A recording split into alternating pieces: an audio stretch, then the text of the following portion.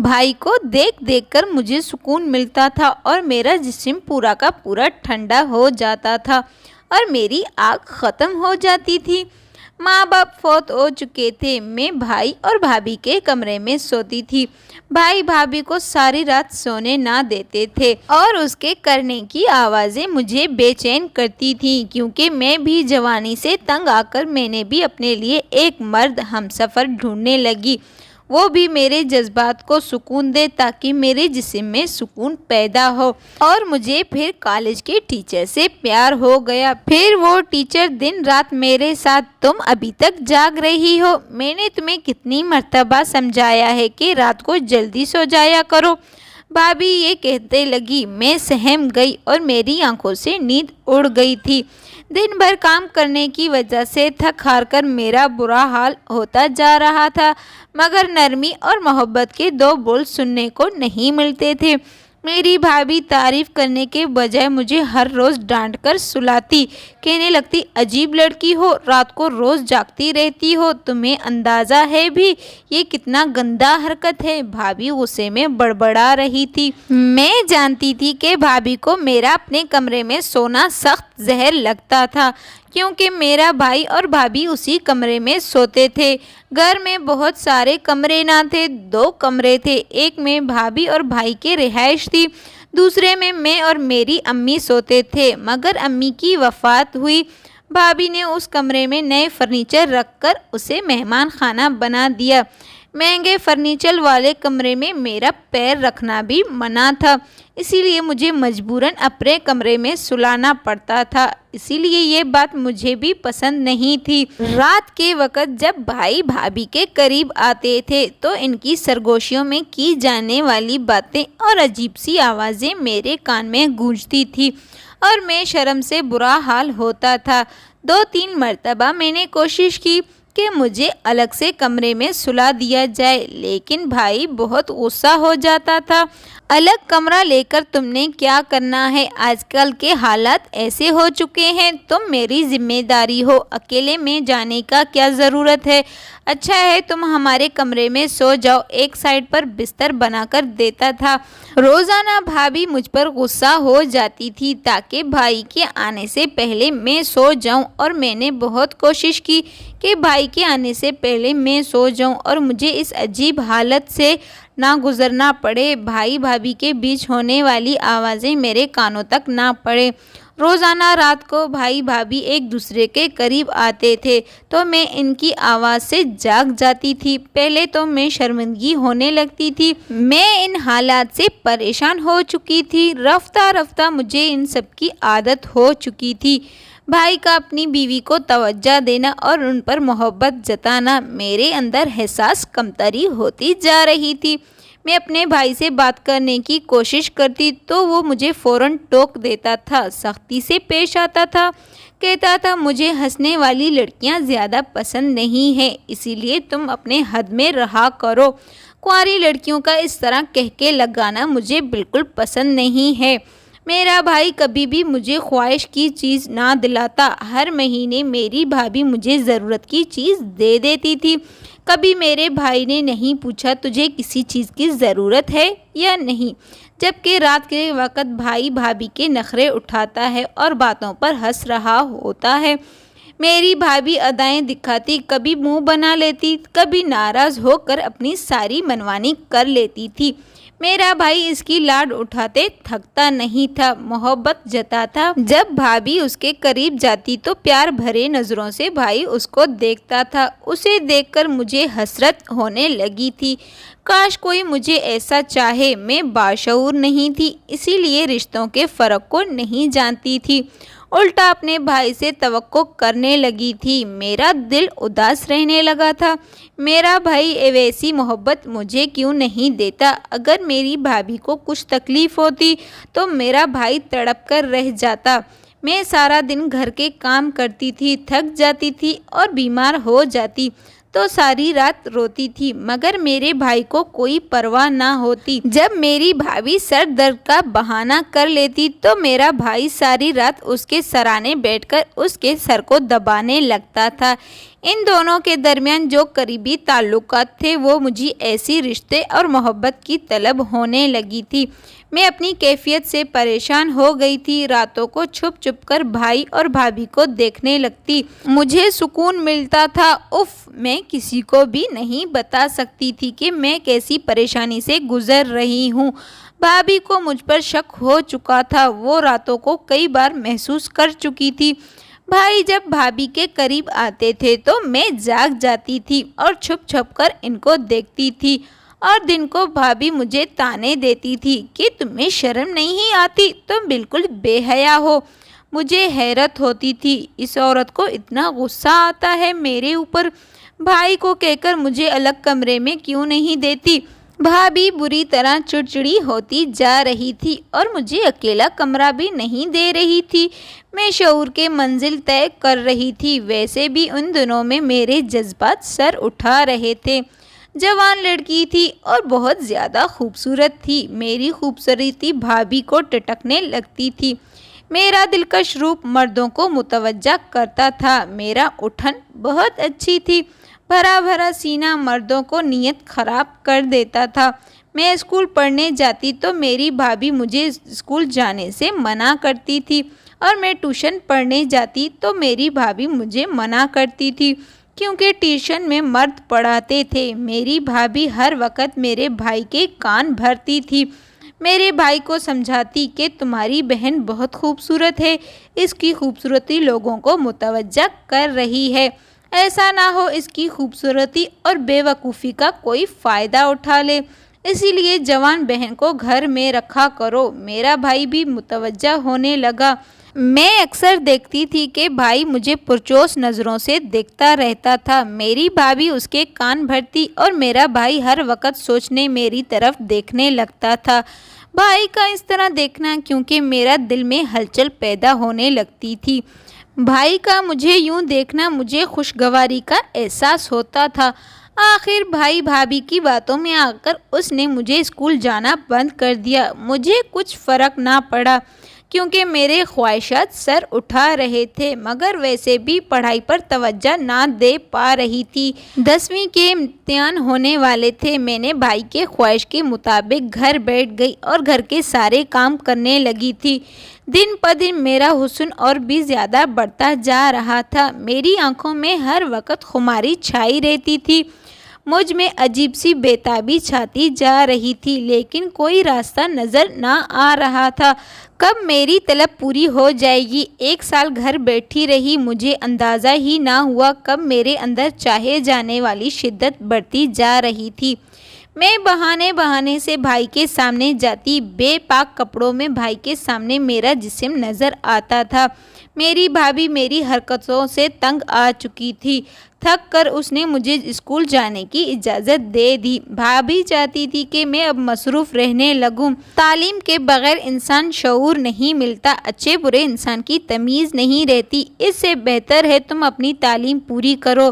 میں حیران ہوئی، میری بھابھی کو سوچ کیسے بدل سکتی ہے؟ بعد میں پتہ چلا میرا بھائی میری شادی نہیں کروانا چاہتا تھا۔ بھابھی کو ڈر محسوس ہونے لگا۔ اب میں اسکول نہیں جانا چاہتی تھی۔ اس بار بھی بھابھی نے زبردستی میری تعلیمی سلسلہ شروع کروا دیا۔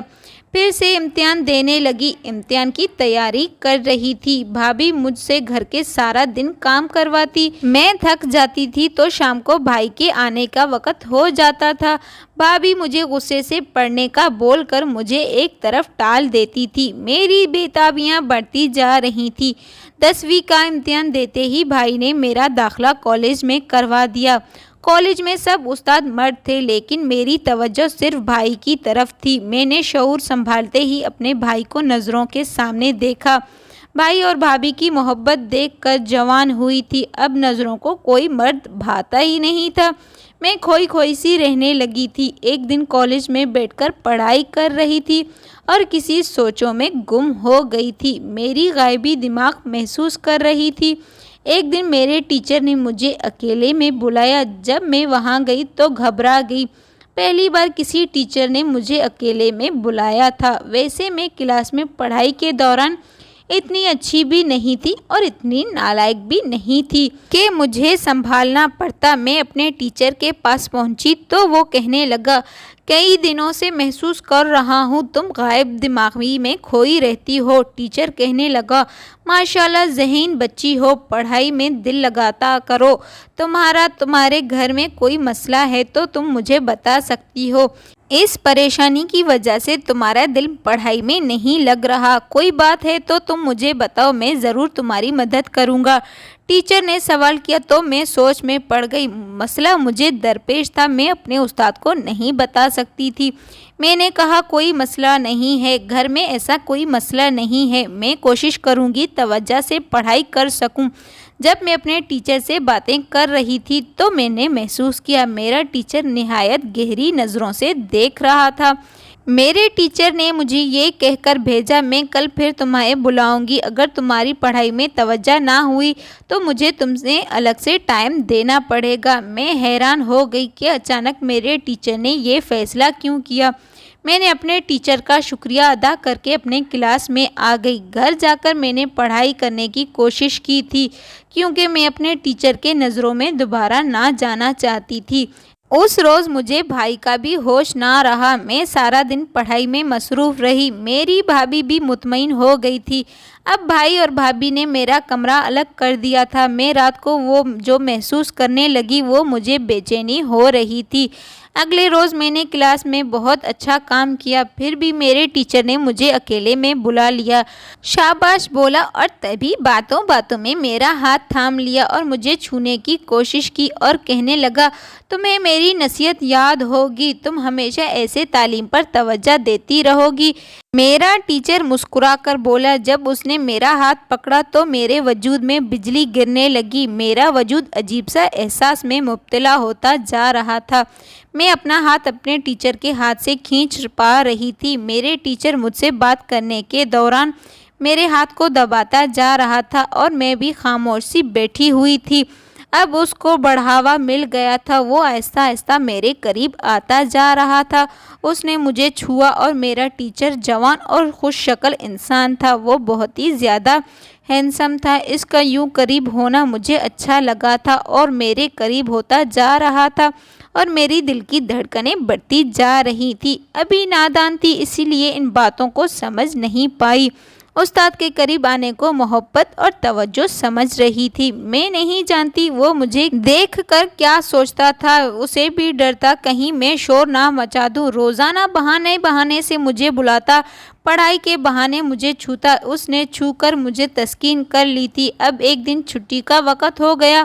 چھٹی کے بعد ٹیچر نے مجھے سائنس لیب میں بلایا اور کہنے لگا، جو آنے والے امتحان ہوں گے ان کے سوال یہ ہیں، وہ میں تمہیں پہلے بتا دیتا ہوں۔ میں بھی لالچ میں آ گئی تھی اور کسی کو بتائے بغیر وہاں پر گئی اور پرانے سائنس لیب میں پہنچ گئی تھی۔ وہاں پر پہنچتے ہی ٹیچر نے لیب کا دروازہ بند کر دیا اور کہنے لگا، نہیں، کسی کو پتہ نہیں چلنا چاہیے، امتحان کے آنے والے سوال میں تمہیں بتا رہا ہوں، اوروں کو پتہ نہ ہو کہ ہم لوگ اکیلے میں ملے ہیں۔ اگر تمہارے امتحان میں اچھے نمبر آئیں گے تو پورے کالج کو پتہ چل جائے گا میں نے تمہاری مدد کی ہے۔ اور میں خوش ہو گئی تھی، خود پر فخر محسوس کر رہی تھی۔ استاد مجھے توجہ دے رہا تھا، مجھے اندازہ ہو گیا تھا اس روز کتنی بڑی لالچ کے چکر میں میرا کتنا بڑا نقصان ہو بیٹھے گا۔ میرا ٹیچر بہانے سے کتاب کھولتا، یہاں وہاں کے سوال بتانے لگتا تھا، میں بھی توجہ سے سوالوں پر نشان لگا رہی تھی۔ تب تک کالج خالی ہو چکی تھی، کسی کو پتہ نہیں تھا میں پرانے لیب میں اپنے استاد کے ساتھ بند ہوں۔ جب خاموشی ہوئی تو میرا استاد کھڑا ہو کر میرے قریب آنے لگا، میرے حسن کی تعریف کرنے لگا، کہنے لگا، تمہارے حسن کا دیوانہ ہو چکا ہوں، میں تمہیں پسند کر بیٹھا ہوں، تمہاری خوبصورتی نے مجھے دیوانہ بنا دیا۔ آج تک میں نے کسی لڑکی کے ساتھ ایسا محسوس نہیں کیا۔ کئی لڑکیاں میرے آگے پیچھے گھومتی ہیں مگر جو بات تم میں ہے وہ کسی اور میں محسوس نہ کی۔ میں تو دیکھ کر سکون ملتا تھا۔ میرا ٹیچر گھورنے لگا اور کچھ بولتے جا رہا تھا، میں سرگوشیوں میں کھوئے اسے دیکھتا جا رہا تھا۔ وہ مجھے اپنے پاس محبت ہونے لگی تھی اور یہ سچ تھا کہ کالج کی بہت ساری لڑکیاں اس سے محبت کا اظہار کر بیٹھی تھی۔ اس ٹیچر کی عمر 30 کے قریب تھی۔ کوئی نہیں جانتا تھا کہ یہ شادی شدہ ہے یا نہیں، مگر اس روز میرے ٹیچر نے بتایا وہ غیر شادی شدہ ہے۔ اسے اب تک ایسی کوئی لڑکی اچھی نہ دکھی اور میں ایک واحد لڑکی تھی۔ اپنے ٹیچر کو پسند آ گئی تھی اور میں نے بھی شرماتے ہوئے ٹیچر کو کہا میں بھی آپ کو پسند کرتی ہوں اور مجھے بھی توجہ والے شخص کی ضرورت تھی۔ میں نے پہلی بار اپنے دل کا سب راز اپنے ٹیچر کو بتا دیا۔ میں نے اپنے ٹیچر کو بتا دیا۔ میرے ٹیچر بھائی اور بھابھی کو رات کو ملتے دیکھتا تھا تو دیکھ دیکھ کر میرے اندر حسد اٹھنے لگتا تھا اور میرے ٹیچر یہ سنتے ہی حیران رہ گیا۔ اسے یقین نہیں آ رہا تھا میرے اندر بھی اتنے جذبات ہیں اور میں بھی اس چیز کو کرنے کی شوقین ہوں۔ میں تو صرف پیار بھری نظروں اور پیار بھری باتوں سے خوش تھی اور تبھی اچانک میرا سر میرے قریب آیا۔ اس نے میری چادر کھینچ کر اس طرف پھینک دی تو میرے ہوش اڑ گئے اور میں پھٹی پھٹی نظروں سے اپنے ٹیچر کو دیکھ رہی تھی اور میں خود کو ڈھانپنے کی کوشش کر رہی تھی، لیکن میرے ٹیچر کے نظر بدل چکے تھے۔ اس کی نظروں میں رویہ بھی برا ہوتا جا رہا تھا۔ میں کمرے سے بھاگنے کی کوشش کی تو اندازہ ہو چکا تھا کہ لیب کا دروازہ باہر سے کنڈی لگایا گیا اور میں اپنے سر کے ساتھ لیب میں بری طرح پھنس گئی تھی اور کالج پورا خالی ہو چکا تھا۔ ہر جگہ ویران ہی ویران تھا اور میں روتے ہوئے اپنے ٹیچر سے گزارش کرنے لگی وہ میرے ساتھ ناجائز تعلقات نہ بنائے۔ وہ مجھ سے محبت کرتا ہے مگر وہ مجھ سے شادی کر لے۔ اس وقت تنہائی میں میری بے بسی ٹیچر کی جانور کی طرح بدل چکے تھے۔ وہ میری چیخوں اور پکاروں کو انسنا کر دیتا تھا۔ وہ مجھے درندگی کا نشانہ بنا دیا۔ اذیت اور تکلیف کے مارے میں بلبلاتی اور چیخ چیخ کر اپنے ٹیچر سے فریاد کر رہی تھی مگر وہاں مجھے سننے والا کوئی نہ تھا۔ اگلے صبح میرا ٹیچر اسی لیب میں بند تھا اور میرے ٹیچر نے میرے حسین وجود سے خوب مزہ لیا۔ وہ مجھے کسی کھلونے کی طرح کھیلتا رہا۔ وہ میری بے بسی کا مزہ لیا۔ اس نے بھی بے بس ہو کر روتی رہی۔ اگلی صبح جب کالج کھولا تو میرے ٹیچر کے چہرے پر ہوائیاں اڑ رہی تھی۔ اس نے کہا تم کسی کو کچھ مت بتانا، ایک کونے میں چپ ہو کر بیٹھی رہنا، دروازہ کھلے گا تو پہلے میں نکلوں گا، تم بعد میں نکلنا ورنہ ہماری بدنامی ہو جائے گی۔ وہ مجھے یقین دلانے لگا ایک بار اس کمرے سے عزت سے باہر نکلیں، وہ مجھ سے شادی ضرور کرے گا۔ میں تو ویسے بھی اپنی عزت گوا بیٹھی تھی، اپنے ٹیچر کے باتوں میں آ کر دیوار کے قریب چپ ہو کر بیٹھی تھی۔ جب چپراسی نے دروازہ کھولا تو میرا ٹیچر اس پر غصہ ہونے لگا۔ میں کل سے لیب میں بند ہوں، کچھ ضروری چیز لینے آیا تو تم نے دروازہ بند کر دیا۔ وہ غصے سے بولا۔ میں پورا دن اور پوری رات اس لیب میں بند رہا۔ چپراسی شرمندہ ہوا اور ٹیچر سے وضاحتیں دینے لگا اور معافی مانگنے لگا۔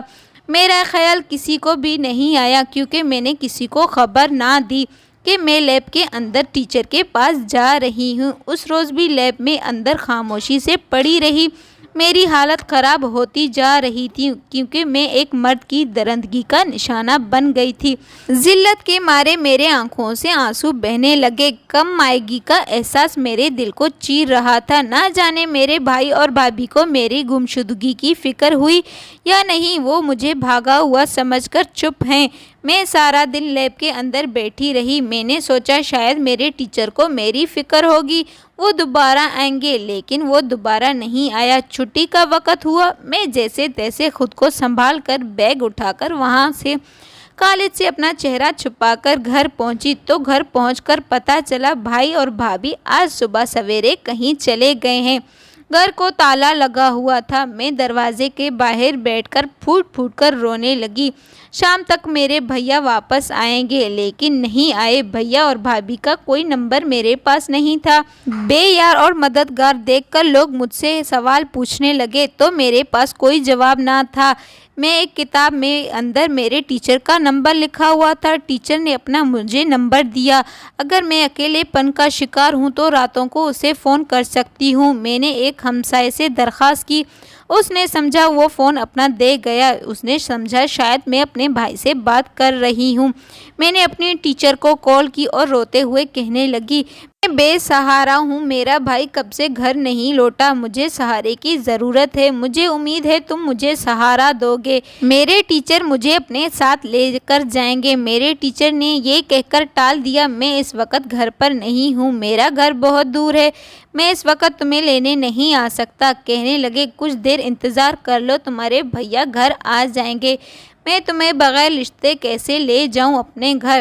میں اپنے ٹیچر کے الفاظ پر ہکا بکا رہ گئی، بغیر رشتے کے اس نے میرے ساتھ تعلقات بنا لیے، کسی گڑیا کی طرح استعمال کیا۔ اب بیچارگی کا احساس کرنے لگا، میرے اندر نفرت کی ایک اور لہر دوڑی۔ میں نے کال کاٹ کر ہمسائے کو فون واپس دی، میں نے کہا میرا بھائی کل آنے کو کہہ رہا ہے، مجھے ایک رات رہنے کی جگہ چاہیے۔ وہ عورت ہمدرد تھی، وہ میری مرحومہ ماں کو جانتی تھی، اس نے مجھے سونے کی جگہ دی۔ میں یونیفارم اور بیگ کے ساتھ موجود تھی۔ میں اگلے صبح کالج پہنچی، میرا ٹیچر ایسے ہی اسکول میں فخر کے ساتھ پڑھانے کے لیے آیا تھا، مجھے دیکھا ایک جگہ پر ٹک ہو گیا اور دیکھ کر نظر انداز کرنے لگا۔ میں لیب میں پہنچ کر رہ گئی، 2-3 دن ہمسائے کے گھر میں رہنے لگی۔ میرا بھائی واپس نہیں لوٹا اور ہمسائے نے سوال کرنے لگی، بولا کیسا بھائی ہے، جوان بہن کو دوسروں کے گھر میں پڑی ہے اور خود اپنی بیوی کو لے کر چلا گیا، کیسا بھائی، اپنی بہن کی فکر بھی نہیں ہے۔ اس عورت نے میرا بھائی کا پتہ کروایا، پتہ چلا بھابھی کی ماں انتقال کر گئی، میرا بھائی وہاں پر اپنے سسرال میں رہا جاتا تھا۔ اس عورت نے مجھے کچھ دن اور رہنے کے لیے چھوڑا اور کہنے لگی اگر تمہارا بھائی 1-2 دن میں نہ لوٹا تو تم بھی اپنی بھابھی کے گھر چلی جانا، میرے جوان بیٹے ہیں، میں تمہیں ہمیشہ کے لیے اپنے گھر میں رہنے نہیں دے سکتی۔ میں اپنے بھائی کا انتظار کرنے لگی، وہ مجھے دھوکہ دے نہیں سکتا، وہ مجھے گھر میں رہنے کی جگہ ضرور دیتا۔ اپنے ٹیچر سے بات کرنے کی مسلسل کوشش کر رہی تھی مگر وہ غصے سے جھڑک دیتا تھا، میرے دل میں نفرت پیدا ہونے لگی تھی۔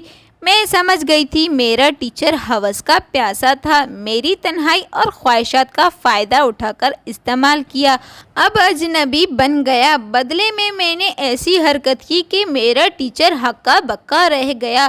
اگلی صبح اسمبلی چل رہی تھی، میں وہیں اسٹیج پر پہنچ گئی، اساتذہ اور اسٹوڈنٹس بھی وہیں پر موجود تھے۔ میں نے ایک ٹیچر سے بہت عرض کی مجھے ایک ضروری بات کرنی ہے، میری حالت ویسے بھی بگڑتی جا رہی تھی۔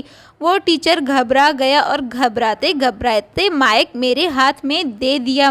میں نے سب کے سامنے اپنے ٹیچر کا نام لیا اور اس کا چہرہ سامنے فاش کر دیا اور بتایا کہ مجھے اکیلے میں پیریڈز کے سوالات بتانے کے لیے بہانے سے لیب میں بلایا۔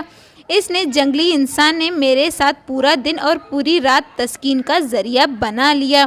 میری بات سن کر سب لوگ حیران رہ گئے، سب نے سمجھا میں جھوٹ بول رہی ہوں کیونکہ میں ان کے ٹیچر پر جھوٹا الزام لگا رہی تھی، اور میرا ٹیچر صاف الفاظوں میں ہو کر رہ گیا اور کہنے لگا میں تو اسے نہیں جانتا ہوں، میں کبھی بھی اس سے بات نہیں کی، اس میں اللہ کی مدد شامل تھی۔ ایک لڑکی نے آگے بڑھ کر کہا گواہ ہوں میں، اس ٹیچر نے کئی بار اسے اکیلے میں بلایا تھا اور کتنے دیر تک اس کے پاس بٹھاتا تھا۔ اس لڑکی نے ہمت کی، پھر آہستہ آہستہ کلاس کی ساری لڑکیوں نے ہمت کی اور میری مدد کی، آخر میں ایک لڑکی ہچکچا کر رہ گئی، میں نے بھی اسے دیکھا تھا اس روز یہ لیب میں جاتے ہوئے۔ جب گواہ سامنے آ گئے تو اسکول کے ٹیچر بھی ہوشیار ہو گئے تھے۔ ٹیچر کا پھول کھلا تو میں نے پرنسپل سے کہا اگر آپ کو ثبوت چاہیے تو ثبوت کے ٹیسٹ کے لیے میں تیار ہوں۔ پرنسپل صاحب نے بات کو رفع دفع کرنے کے لیے ہمارے گھر والوں کو بلایا اور اس ٹیچر کے ساتھ میرا نکاح کروا دیا۔ میرے گھر والوں کو کوئی اعتراض نہ تھا اور ٹیچر کے گھر والے بری طرح تڑپ کر رہ گئے تھے مگر کچھ نہ ملا۔ میری شادی کو 6 سال گزر گئے تھے اور ہمارے بچے ہو چکے تھے۔ آج بھی میرا ٹیچر مجھے بہت ذلیل کرتا تھا، میرے سسرال والے مجھے قبول نہ کرتے تھے اور میرے شوہر مجھے طلاق نہ دیتا تھا۔ اس میں اپنی سزا سمجھ کر قبول کر بیٹھی تھی کیونکہ میرا کوئی ٹھکانہ نہیں تھا۔